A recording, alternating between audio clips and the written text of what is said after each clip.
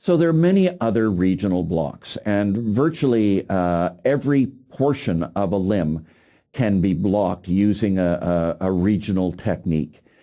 So it's possible to do multiple blocks on the upper limb and multiple blocks on the lower limb.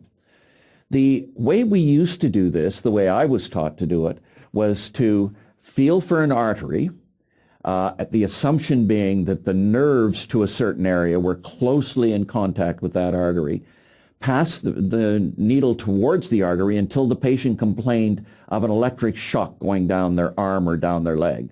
Obviously not a pleasant experience. At which point we would inject. The problem was that it failed a lot of the time, and if you actually got too close to the nerve and pierced the nerve, causing that paresthesia, that electric shock feeling, you could actually damage the nerve. And because we weren't seeing where the needle tip was going, even though we were trying not to hit the artery that we were palpating at the same time, it wasn't unusual to hit the artery and for hematoma to form in the area. So it really wasn't a very satisfactory technique, and many of us essentially stopped using regional blocks for upper limbs and lower limbs because of that problem.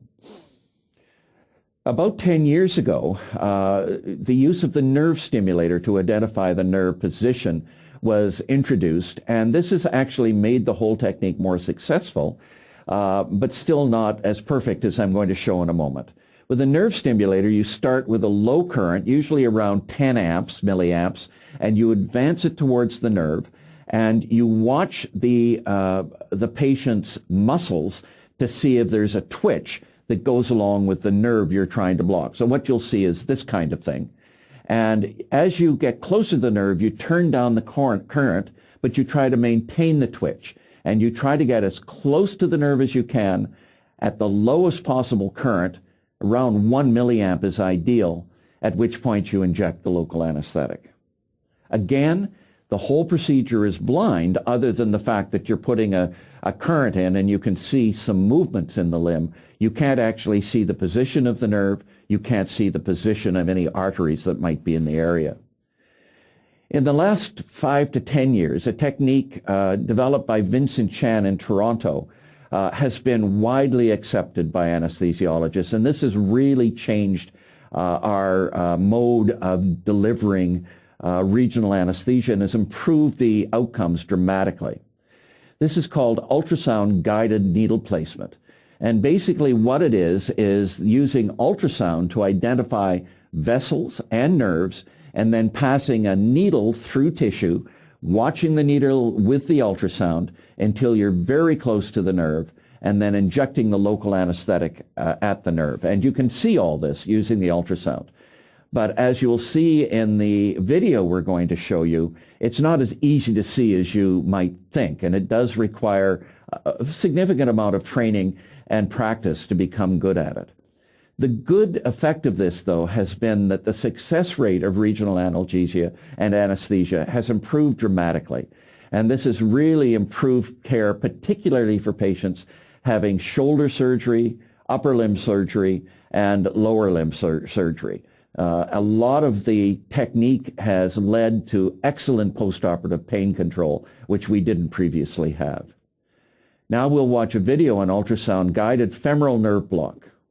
So this is an ultrasound-guided femoral nerve block. And the large black object in the right upper corner, it's just disappearing now, is the femoral artery. And the way you know this is an artery is that when the anesthetist compresses the tissue, the artery is not completely compressed. And this is a large artery, so you can actually see it pulsating.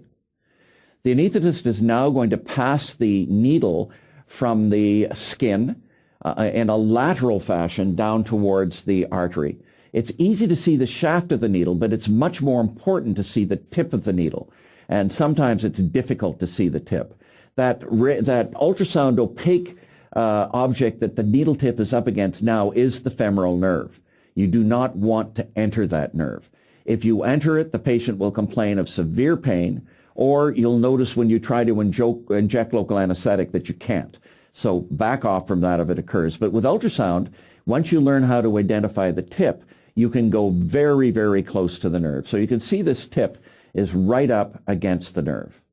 And in just a moment, we're going to actually be able to see the local anesthetic being injected. There, you can see that little shadow that developed, and the local anesthetic surrounds the nerve, or at least it forms a pocket at the base of the nerve, and within a few seconds the patient starts to lose sensation along the distribution of that nerve, and the needle can be removed. Now this portion here, the anesthetist is going anterior to the nerve, whereas the previous injection was posterior. They want to put local anesthetic around the nerve, so they're going to inject anterior to the nerve as well. So regional anesthesia has improved dramatically with this technique that was introduced by Vincent Chan in Toronto.